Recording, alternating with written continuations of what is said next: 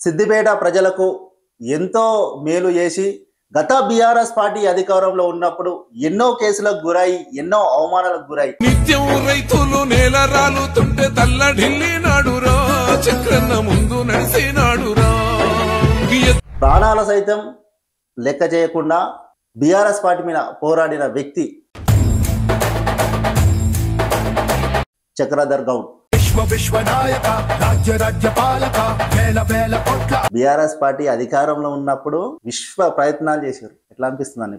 10 ఏళ్ళ వీళ్ళ అరాచక పాలన ఆంధ్ర దోపిడీ కంటే దారుణంగా ఉన్నది. చక్రధర్ గౌడ్ అసలు ఏ పార్టీ? తన అవసరాన్ని బట్టి పార్టీలను మారుతూ ఉంటారు. ఒకవేళ ఆ రోజు కనుక నేను పార్టీలోకి వెళ్ళి బయటికి రాకపోతే చక్రధర్ గౌడ్ ఆ రోజు బీఎస్పీ పార్టీలో చేరినప్పుడు నేను 10 లక్షల రూపాయలు ఇస్తాను, నాకు బీఫామ్ ఇవ్వమని అడిగారు. నేనైనా అడిగిన 25 లక్షలు. చక్రధర్ గౌడ్ దగ్గర ఇన్ని వేల కోట్లు ఎక్కడి నుంచి వచ్చినాయి? 1000 కోట్లు మొత్తం తీసుకోండి మీరే.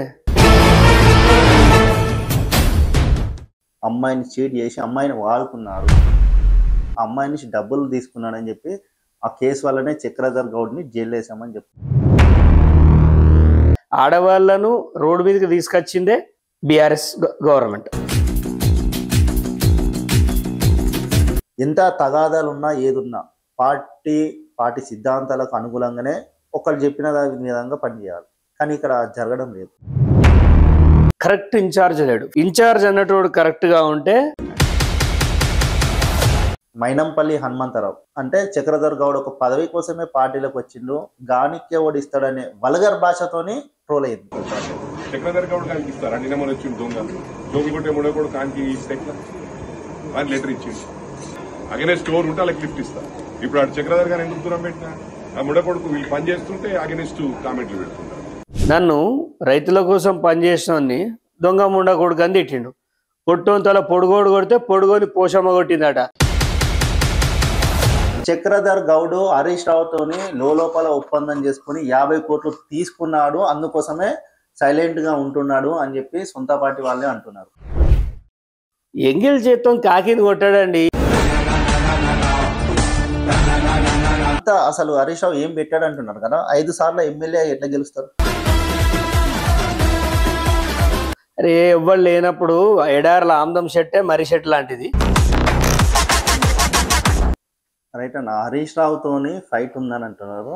గతంలో చక్రధర్ గౌడ్ ఫోన్ ట్యాపింగ్ వ్యవహారంలో మొన్నటికి మొన్న కోర్టు కొట్టివేసింది. చక్రధర్ గౌడ్ పెట్టిన కేసు కొట్టేస్తే హరీష్ రావు సంబరపడాలి.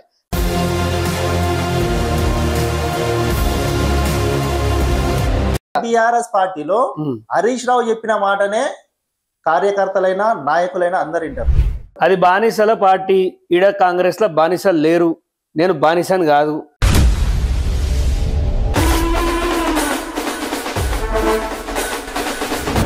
బీఆర్ఎస్ పార్టీ చేసినటువంటి అవినీతి అక్రమాలు కాంగ్రెస్ పార్టీ అధికారంలోకి వచ్చిన తర్వాత సంవత్సర కాలం గడవక ముందే బయట పెడతాము, కేసులు పెడతాము, లోపడేస్తాము అని మాట్లాడిన నాయకులు ఈ రోజు అసలు దాన్ని ఊసు తీయకుండా సైలెన్స్ అంటే ఊకే కుక్కర్లు అయినట్టు వరితే పబ్లిక్ ఇరిటేషన్ వస్తుంది. అందరు అక్రమాలు చేసిరని మీరే అంటారు. మరి ఈ అక్రమాలను ఎందుకు బయట తీస్తలేరన్న? ఇన్ఛార్జ్ ఎవడు? రేపు నాకు ఇన్ఛార్జ్ మనం మున్సిపల్ ని మూసి పారేస్తా నేను.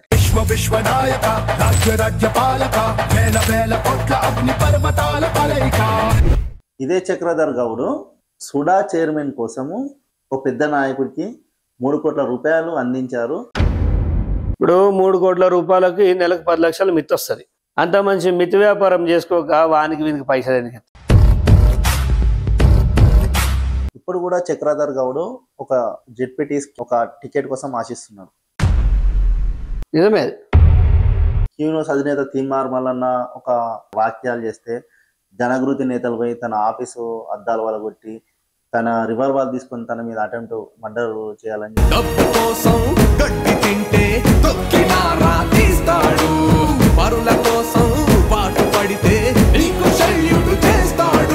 దాడులు మీడియాల మీద దాడులు చేస్తారు. ఇప్పుడు ఎమ్మెల్సీల దాకా వచ్చింది.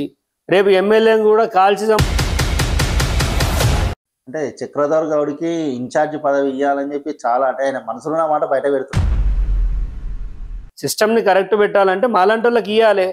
ఎవరితోట 30 ఏళ్లలో హరీష్ రావుని కోట్ల చెమటలు పట్టించి